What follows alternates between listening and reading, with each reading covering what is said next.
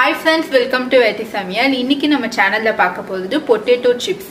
Potato chips எப்படி கடையில வாங்காம நம்ம வீட்லயே பண்ணதுன்னு பார்க்கலாம். வாங்க வீடியோக்குள்ள போகலாம்.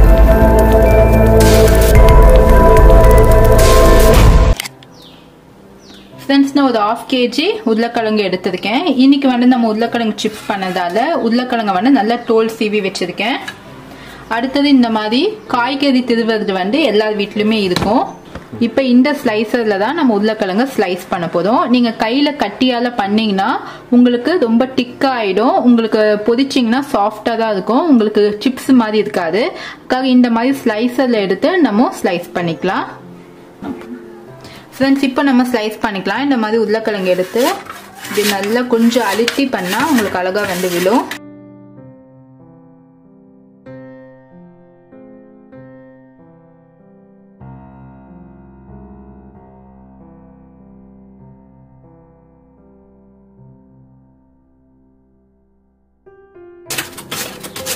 ஃப்ரெண்ட்ஸ், இப்போ பாருங்க நமக்கு உருளைக்கிழங்கு எவ்வளோ அழகா மெலிசா வந்துட்டு இருக்கு.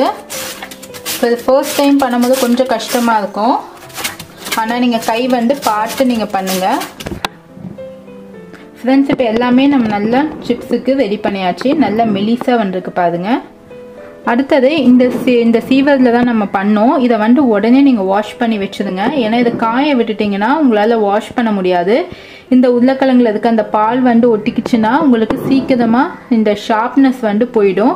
அதுக்காக ஆன் த ஸ்பாட்டே வந்து நீங்கள் நல்லா தண்ணியில் இதை வாஷ் பண்ணி வச்சுருங்க. ஃப்ரெண்ட்ஸ், இந்த மாதிரி ஒரு பவுலில் தண்ணி எடுத்துக்கோங்க. இப்போ நம்ம அரிஞ்சு ஸ்லைஸ் பண்ண எல்லா உருளைக்கிழங்கையும் இதில் ஆட் பண்ணிடலாம். நமக்கு தண்ணியில் போட்டு ஒரு வாஷ் பண்ணி எடுத்தா நமக்கு உருளைக்கிழங்கு எல்லாமே நல்லா பிரிஞ்சு வரும். இந்த ஸ்லைஸ்லாம்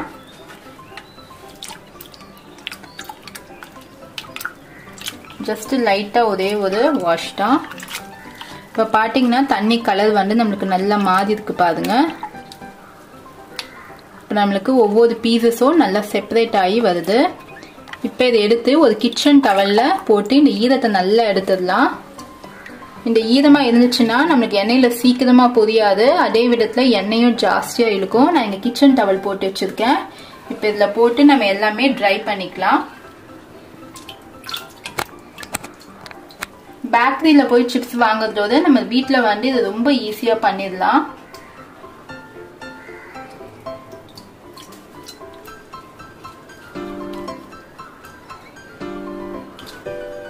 ஃப்ரெண்ட்ஸ், இப்போ பாருங்க, இப்போ நம்ம எல்லாமே வாஷ் பண்ணி இந்த டவல்ல சேர்த்துட்டோம். இப்போ அதை நல்லா வந்து இப்படி தொடச்சி எடுத்துக்கோங்க.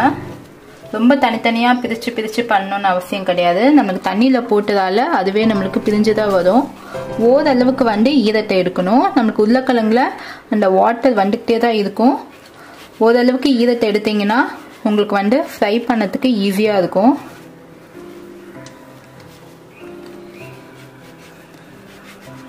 சில பேர் இதை வந்து நல்லா ட்ரை பண்ணி ரொம்ப நேரம் வந்து இதை காய வச்சு அதுக்கப்புறமா ஃப்ரை பண்ணுவாங்க ஆயிலில். அதெல்லாம் தேவையில்லை. நல்லா இப்படி கிச்சன் டவலில் தொடச்சி எடுத்தாவே போதும். இல்லை டிஷ்யூ பேப்பர் எடுத்தால் கூட நீங்கள் தொடச்சி எடுத்துக்கலாம். உங்களுக்கு சீக்கிரமாக வாட்டர் ட்ரை ஆகும். இப்போ பார்த்தீங்கன்னா எல்லாமே இப்போ நம்மளுக்கு தனித்தனியாக செப்பரேட் ஆகி வருது.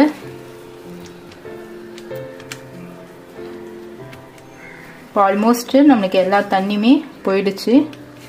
இப்போ நம்ம இதை பொரிச்சு எடுத்துக்கலாம். ஃப்ரெண்ட்ஸ், இப்போ பாருங்க, இப்போ எண்ணெய் வந்து நம்மளுக்கு நல்லா காஞ்சிடுச்சு. இப்போ இந்த சிப்ஸ் ஒவ்வொன்றா ஆட் பண்ணிடலாம்.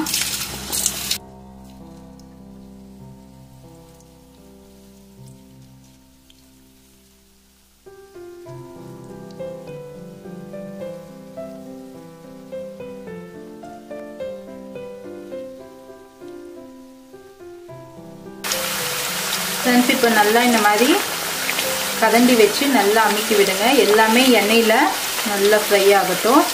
இது நல்லா கிறிஸ்பியாக சேஞ்ச் ஆகும். அந்த டைமில் எடுத்தால் போதும்.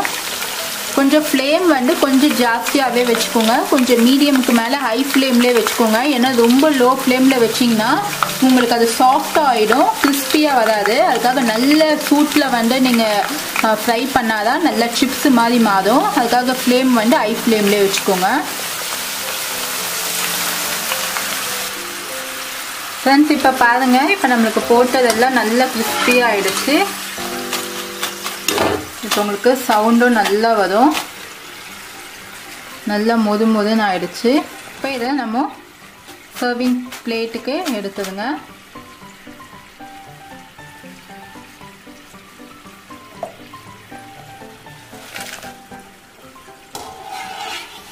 நீங்கள் ரொம்ப நேரம் ஃப்ரை பண்ணிங்கன்னா உங்களுக்கு நல்லா ஃபுல்லு ப்ரௌன் கலரில் ஆகிடும். அதுக்காக ஓரளவுக்கு கொஞ்சம் ஃப்ரை ஆனவுடனே எடுத்துடுங்க. இது ஆனதுக்கு அப்புறமா நல்லா நம்மளுக்கு ஃப்ரை நல்லா நம்மளுக்கு கிறிஸ்பி ஆகிடும். இப்போ இதே மாதிரி எல்லாத்தையுமே நம்ம பொரிச்சு எடுத்துக்கலாம்.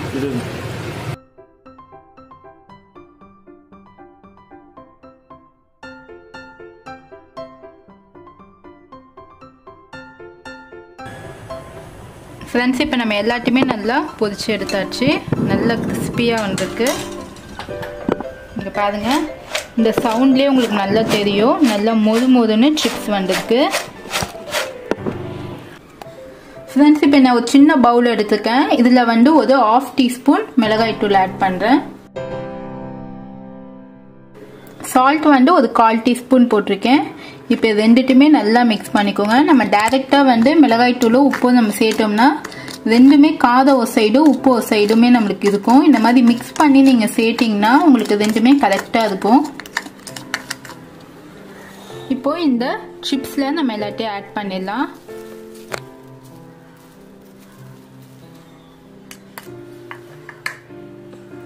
இப்போ இந்த மாதிரி லிட் வச்சு க்ளோஸ் பண்ணி ஒரு குலுக்குனா போதும், எல்லாமே நல்லா மிக்ஸ் ஆகிடும்.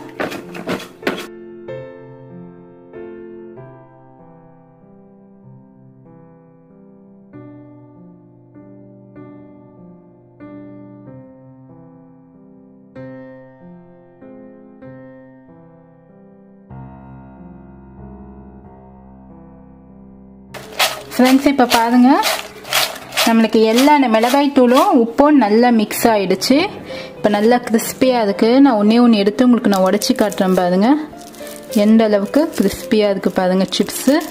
ஸோ இப்போ அதுக்கு இந்த லாக்டவுன் டைமில் நம்மளுக்கு எந்த ஒரு பேக்கரியுமே ஓப்பன் பண்ணல. ஸோ நம்ம வீட்லேயே இந்த சிப்ஸ் நம்ம ரெடி பண்ணி சாப்பிடலாம். உருளைக்கிழங்கு இருந்தால் போதும். எனக்கு ஒரு 1/2 கிலோ உருளைக்கிழங்குல நல்லா ஒரு பவுல் ஃபுல்லாக எனக்கு சிப்ஸ் கிடச்சிருக்கு. இதை நீங்கள் ஒரு 1 வீக் நீங்கள் வச்சு சாப்பிடலாம். நல்லா ஒரு டைட் கண்டெய்னரில் ஸ்டோர் பண்ணிட்டீங்கன்னா போதும்.